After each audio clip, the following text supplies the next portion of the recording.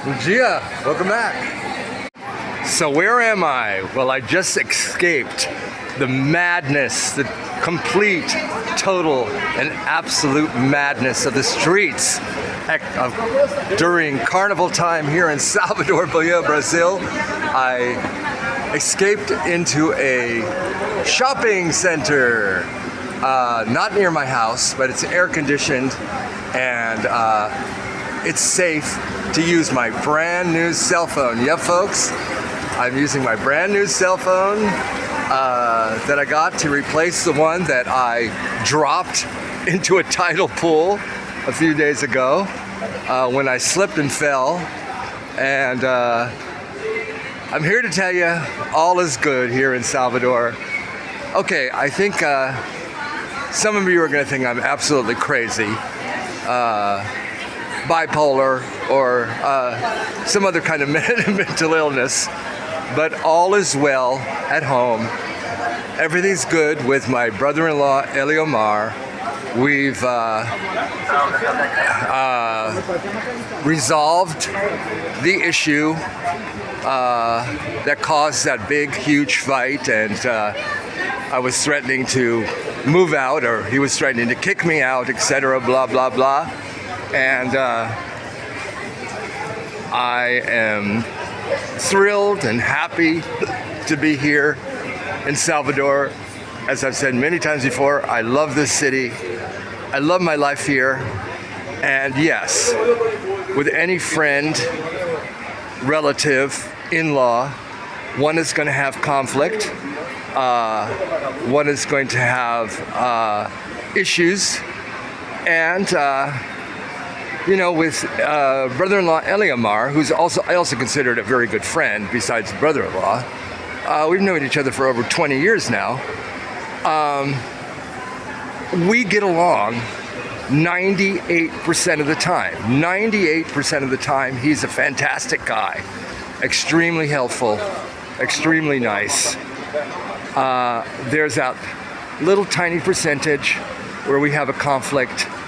It's probably a question of, well, it's definitely a big cultural difference, as I've talked about before, and difference in personality, and just plain old stubbornness, probably.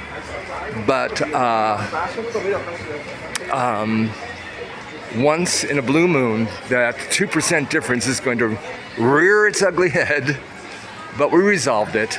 I don't know if for good, you know. But I really, you know, I said to Eliomar, I don't want to ever again have a fight about this issue. You know, we can have a fight about something else, but not about this issue. And it all boils down to communication, you know, and respecting boundaries and privacies within the apartment. Somehow, I don't understand it, but he has a sense of proprietal rights to the apartment. I feel like the apartment is mine and that I'm doing him a favor by letting him live there, stay there, rent-free. Somehow he thinks the apartment is fundamentally his. Whatever. You know, I think there's issues of cultural difference around communication styles. As I've said before, I'm an American. Our communication style is that we want to know all of the details, the who, what, when, where, and whys. And he's a Brazilian, and they have a much more casual, indirect way of communication. But this issue of springing things on me at the last second, or not even springing them on me at all, but just inviting people to stay in the apartment. And like the other night, he brought someone who turned out to be a family member. I didn't realize it. I had never met her before. I only had the vaguest, most remote idea of who she is after it was explained to me. But he brought what I thought was a complete stranger into the house at 2 o'clock in the morning, and I exploded. because I thought we had already resolved that issue, but apparently not, when his wife stayed with us for 2 weeks and it was never explained to me. So I told him, absolutely, the golden rule is you have to tell me in advance about plans involving the apartment. And if you do that, we're gonna get along famously. Because under normal circumstances, he and I do not fight. He and I get along great, and I consider him a huge asset in my life here. He's a huge help. You know, my tech skills are stuck in the 19th century. He got me this cell phone. It's a great cell phone. It was a great price. He set it all up for me, etc. Anything like that, I can always count on Eliomar, and for many other things. He facilitates a lot of things in my life. It makes my life here in Salvador, Bahia so much easier. So, I'm not moving. I'm staying in my apartment. I put everything back into place, watered the plants, fed the cat. And Carnival starts tomorrow, but you never know it. It feels like Carnival is right on top of us. As I just mentioned, I was just out in the streets buying a cap, a cover for this cell phone, and a screen protector. And the streets are absolute madhouse. Everything at Carnival time is turned topsy-turvy. But you know what? I love that. I mean, it can be irritating, and I do get irritated, but I also love it. And so, all is well here in Salvador, and I can turn my attention now to Carnival itself. Well, the streets are absolutely jam-packed on this Wednesday, the day before the official opening of Carnival. It's hot and sunny today, but there is rain in the forecast starting this afternoon, I think, which will be nice. And I am starting my long walk home. I needed to get a cover for my new cell phone, and I'm trying to be real careful about where and when I film so it doesn't get snatched out of my hand like it did at last year's Carnival, because I really cannot afford to lose another cell phone. I was just telling Eliomar that I want to buy a brand new washing machine. What a contrast to yesterday when I was planning to give most of my stuff away and become a minimalist. But if I am making once again a renewed commitment to long-term living here in Salvador, I really, really would like to get a washing machine, because I don't enjoy going to the public laundromat. I'm on a nice, calm and relatively quiet part of the Avenida now.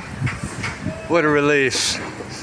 I mean, because this city is jam-packed, but this particular stretch of street is a very upscale part of town. And there are no crowds on this street, so I'm enjoying it. I feel a nice breeze coming up from the ocean, and I'm feeling quite comfortable and quite content and happy to be here in Salvador. And again, I can't stress what a huge contrast to the absolute madness of yesterday. And I think that's just part of Salvador. Salvador is a wild and wacky city, and if you're looking for peace and calm and tranquility and a Zen-like existence, then Salvador, Bahia, Brazil is probably not for you. But if you're willing to have some excitement, some roller coaster rides, some drama, and spontaneous craziness in your life, well then Salvador is for you. And I guess I've got that side of me, even at my advanced age, that if I don't thrive in it, I'm used to it. I'm used to it after 26 years now in Brazil, and it doesn't come as a complete surprise or shock to the system. This new cell phone I'm using is great. As I mentioned, Eliomar got it for me. It's a Chinese brand. Off the top of my head, I can't remember, but I'll put the name of the brand up when I edit this video so you can see what it is. Eliomar says this brand is not available in the United States because it's made in China, and it uses or it copies a lot of US technology, specifically Apple iPhone. It has a lot of the same features and quality of an iPhone, and I only paid the equivalent of US $200 for it, or 1,000 Brazilian reais. And it really is amazing, and I feel sorry that Americans are so controlled by the US government that so many things that are available outside the United States are not available within the United States, and that of course includes low-cost healthcare, which is free here in Brazil under the public system and costs an arm and a leg, literally and figuratively, in the US. Aha! You see that? I'm going downhill now towards Bahia. Absolutely gorgeous, the Bay of All Saints. See why it's almost impossible to stay angry or upset here in Salvador? This is why. What a magical place to live indeed. Okay, I'm home now. Gonna rest up a bit before heading back out this evening for some more carnival madness. As always, thanks for joining me. Beijo, ciao.